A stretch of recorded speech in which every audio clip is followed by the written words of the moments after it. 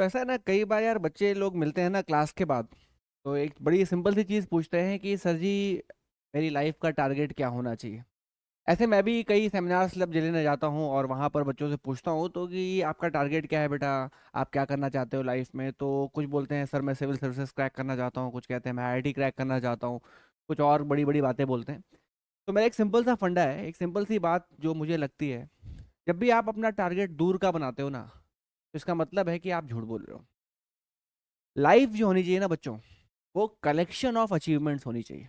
मैं आपको एक सिंपल दो पर्सन्स को कंपेयर कराता हूँ। सपोज दो स्टूडेंट्स हैं, जैसे आपकी तरह क्लास 11th के बच्चे हैं।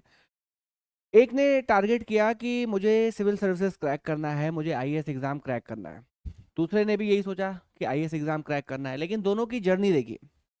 पहला स्टूडेंट ने क्या डिसाइड किया कि चलो यार मुझे सिविल सर्विसेज के एग्जाम क्रैक करना है, तो मैं अभी इतने एफर्ट नहीं करता हूँ, मैं सिंपल स्कूल स्टडीज़ करता हूँ, स्कूल में परफॉर्म करता हूँ, बोर्ड परफॉर्म करता हूँ, और फिर मैं ग्रेजुएशन बीएससी में एडमिशन ले लूँगा, पैरेलल आईएएस की प्रिपरेशन कर लूँगा, और फिर उसके बाद सिविल सर्विसेज क्रैक करने की सोचूंगा। ठीक है, उसने वो रास्ता ऑप्ट किया।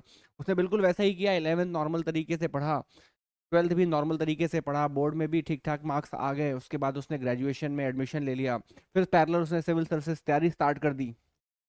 बट अनफॉर्चुनेटली उसका सिविल सर्विसेज में नहीं हुआ। 2-3 अटेम्प्ट दिए उसने, 4 अटेम्प्ट दिए, लेकिन उसका सिविल सर्विसेज में नहीं हुआ। अब आप पैरेलल दूसरे स्टूडेंट्स को कंपेयर करो, दूसरे स्टूडेंट को कंपेयर करो। उसने भी यही टारगेट किया था कि वो सिविल सर्विसेज एग्जाम को क्रैक करना चाहता है, लेकिन उसने क्या पाथ ऑप्ट किया, उसने 11th में एडमिशन लेने के साथ साथ जेई की प्रिपरेशन स्टार्ट कर दी। खूब अच्छी तरीके से प्रिपरेशन करी, और 12th के साथ एक बढ़िया एनआईटी में पहुंचा। एनआईटी में पहुंचने के साथ उसने भी अपनी सिविल सर्विसेज की तैयारी स्टार्ट कर दी। 2-3 अटेम्प्ट दिए, नहीं हुआ, उसका भी नहीं हुआ, दोनों का नहीं हुआ। ऐसा नहीं कि इसका हो गया, सर इसने जेई की तैयारी करी थी तो इसका हो गया। ऐसा नहीं है, इसका भी नहीं हुआ। बट अब जब दोनों लोग अपनी लाइफ को रिवर्स मैनर में देखेंगे, तो जो दूसरा स्टूडेंट है उसके पास कलेक्शन ऑफ अचीवमेंट्स हैं। उसने 11th अच्छे से पढ़ा, उसको साइंस अच्छे से आ गई, उसने 12th के साथ बोर्ड में अच्छे मार्क्स स्कोर किए, जेई क्रैक किया, जेई क्रैक करने के बाद एनआईटी पहुंचा, वहां से एक बढ़िया जॉब ली, और एक अच्छी सैलरी पर काम करते हुए सिविल सर्विसेज की प्रिपरेशन करी। और बाई चांस सिविल सर्विसेज में नहीं हुआ, हो जाता तो वेल एंड गुड, नहीं हुआ, बट स्टिल उसके पास एक अच्छी नौकरी है, अपनी लाइफ को जीने का एक बहुत बढ़िया जरिया है उसके पास। वही दूसरे स्टूडेंट को देखिए, जो पहला स्टूडेंट था, उसने भी यही सोचा था सिविल सर्विसेज एग्जाम को क्रैक करेंगे, बट उसका नहीं हुआ। लेकिन अब वो क्या करे, अब वो जब रिवर्स देखेगा तो 11th भी उसने ऑन एन एवरेज बिता दिया, बोर्ड में भी एवरेज मार्क्स लेके आया, ग्रेजुएशन भी ऐसे ही किया कि बहुत अच्छी नौकरी नहीं मिल सकती थी, टारगेट था सिविल सर्विसेज एग्जाम को क्रैक करना।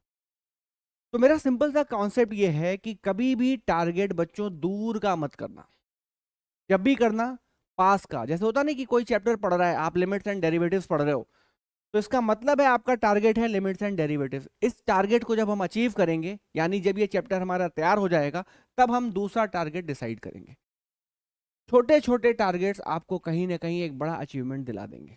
तो इसलिए हमेशा जब भी आपसे कोई पूछे आपका टारगेट क्या है, तो सबसे क्लोजेस्ट टारगेट बताना, कभी दूर का टारगेट मत बताना। समझे?